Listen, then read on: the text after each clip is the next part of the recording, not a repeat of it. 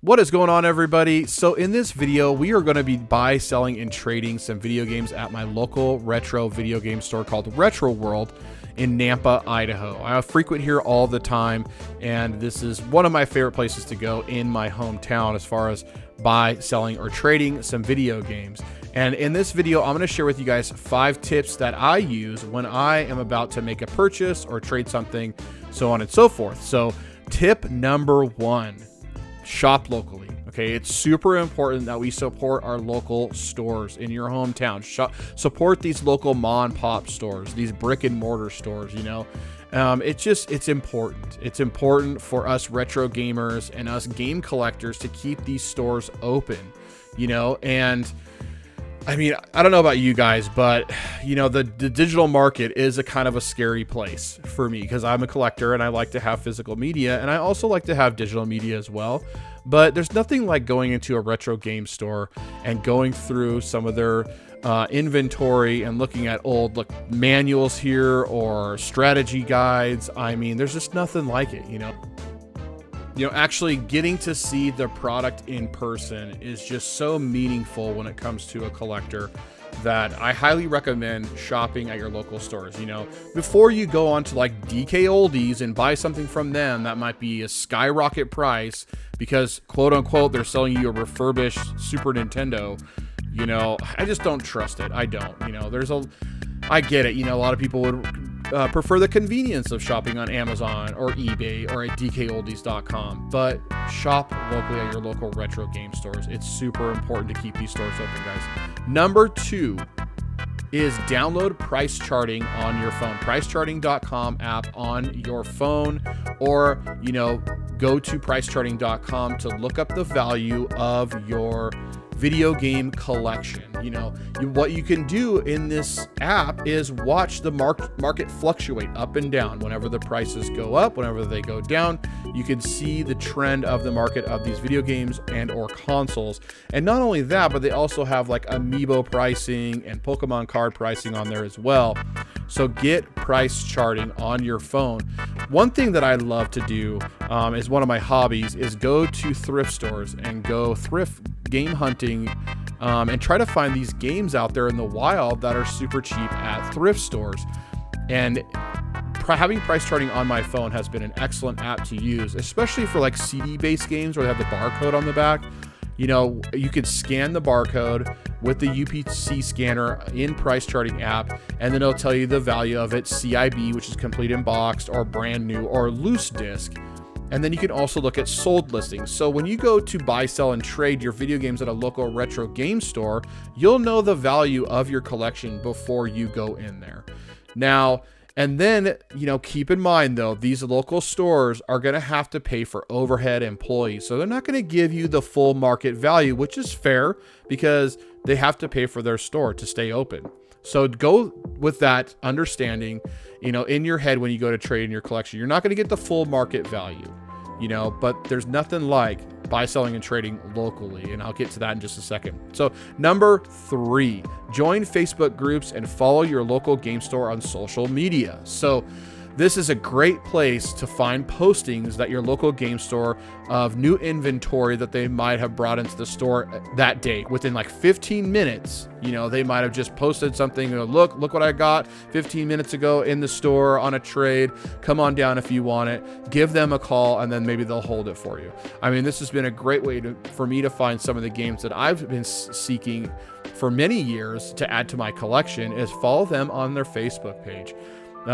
It's just a great tool. And then also, join Facebook groups, of video game collectors. That way you can build a local community, and join these communities so you guys can chat online about what you might have picked up or what they might have picked up and where at and what's coming in and what they might be taking in to trade at a local store in your hometown. I mean, this has been an excellent tool for me to find stuff that I've been looking for. Number 4, guys, is build relationships with your local retro game stores. This is super important, and it has been super important for me. Not only will you meet friends through on this journey, but also they'll give you calls when something comes in, or they might cut you a 5% off or a 10% off on a trade, or give you more trade-in value than what you were expecting, because you're frequenting this store and you're going in there more and more and more, and they know you're a valuable customer. But not only just a valuable customer, but a friend. I mean, it's been an excellent last couple years, getting to know some of my buddies that live in my hometown that own retro game stores. I mean, I've built some really great friendships, and I've met some really great people doing this, and I can't stress enough, the quality of that is just so high in my world to have these kind of relationships. But also, it really does help with my collection, to be honest with you guys. I mean, I really have some excellent heavy hitters that I thought I would never own in my collection, because they gave me a buzz and said, hey dude, come on down to the store, look what I just got in, you know. And it's all the time, because they know I'm a valuable customer. They know that I would shop there if they kept the communication open with me. And, you know, taking my kids down there, they'll give them, like, you know, free little candies or a sticker or something. I mean, it's just, for me, it goes a long way in my book, and I really appreciate it. And, you know, like I said, it'll help your collection. Trust me, it'll help your collection. And also it'll help you get more value for your trade-ins if you can build these relationships with these game stores and you frequent there all the time. Now, this is the last tip in this video, and this is tip number 5. This is understanding the market. Understanding the market of your video game collection is really important. Now, when I started buy, selling, and trading back in the early 90s, I didn't really think that my boxed NES or boxed NES games would ever get to a point of hundreds, if not thousands of dollars one day. And I took that for granted. I kept my NES collection in really minty condition, even as a young kid. And I ended up selling it as a bundle deal, you know, to some people that I had met that were looking for the NES at the time. And, you know, I sold it for a few $100s. I had a lot of nice stuff, a lot of almost brand new looking stuff in my collection. So, you know, I sold it for the value it was at the time. But if I would have waited 20, 30 years down the road, I could have had thousands of dollars in my bank account easily. But that's what I'm saying, guys, is know the value of the market. Understand the value of your video games and what might happen in the future. Now, not every game is going to be valuable in the future, okay? There's still some NES, box NES games, Super Nintendo, Genesis games that didn't go up in value. But the ones that people might gravitate towards that are their favorite IPs, like a Ninja Turtle game or the Zelda or the Marios, or, you know what I'm saying? And those games usually hold their value. Now, as of recently, in the last couple years, Nintendo released Super Mario 3D All-Stars on the Nintendo Switch, and it was a limited run. And everybody went out and bought as many as they could because it's a limited run. Well, now there's no way to buy that game because they took it off the eShop. They don't produce the game anymore, and now it's worth $100. It's crazy. The game is valued at $40, I think, or $50 brand new when it was out on the market. Now it's doubled in price. So this is what I'm talking about, guys, is the market will fluctuate. It'll go up and down, but usually with video games and with like Pokemon cards and amiibos and video game consoles, those are going to go up in value a lot faster than you think. So just keep an eye on the market. Understand the market is so important when you go to trade in your video games, because, you know, you might have a game where you're like, well, you know, I know the game's worth $100 and I don't really play it. I don't really care to own it. It's just collecting dust, right? Well, trade that in for something that you will play, you know? Trade that in for something you will play, or maybe hold on to that one until it really skyrockets, and then you can buy maybe like a console with the value of the game, you know? So understanding the market is super important when it comes to video game buy, selling, and trading. And here is another great example of current market fluctuation, okay? Look at the Wii U and the 3DS, okay? The 3DS was a very popular console, very popular handheld. The Wii U, not so much. But those eShops are closed down now. So anything that's physical is going to go up in value, especially if it's a really good game, okay?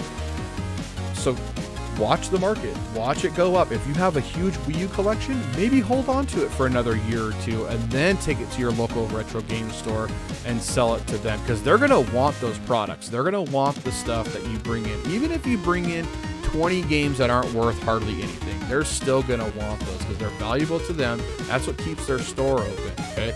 So yes, the Wii U and the 3DS is definitely game libraries and game consoles to keep your eyes on and maybe hold on to for just a little bit until those prices really skyrocket. Because I don't know if you guys know this or not, but Nintendo kind of holds their value pretty high when it comes to their video games and their consoles. And it goes to show, I mean, look at some of those Super Nintendo games, NES games, even some of the N64 games that maybe didn't sell very well, or they're kind of more of a niche game. They're thousands of dollars, hundreds of dollars in price. It's absolutely insane. So anyways, guys, I'm done rambling. I hope you guys got some helpful information out of this video. I know I'm sure some other tips that I might have missed in this video, but I just want to share with you guys 5 tips that I use when I'm out game hunting and selling and trading my collection, because I'm doing it all the time. I'm doing it like every weekend. I've been doing it for a very long time, since I can remember, to be honest with you. I've been doing it since the early days of the NES when I had that sucker new, or the Super Nintendo. And then as soon as Game Crazy and all those other stores opened up in North America, we were there all the time, trading and selling and buying stuff all the time.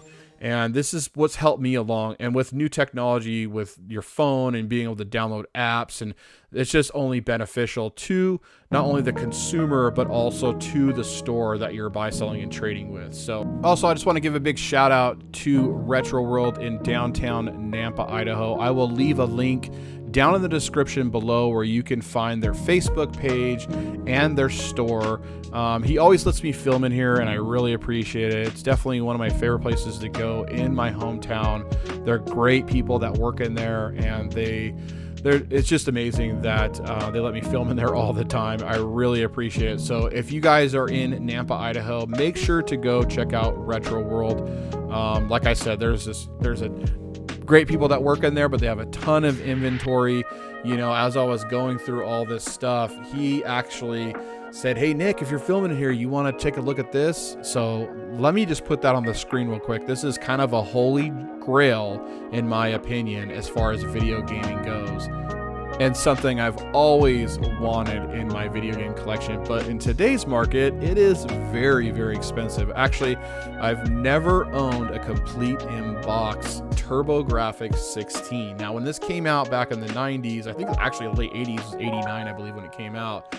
I just wasn't interested in it at the time. I was into Nintendo stuff, and I didn't really care for it. So I had a Sega Genesis, Nintendo stuff, so on and so forth. But my cousin had a TurboGrafx 16. It always intrigued me.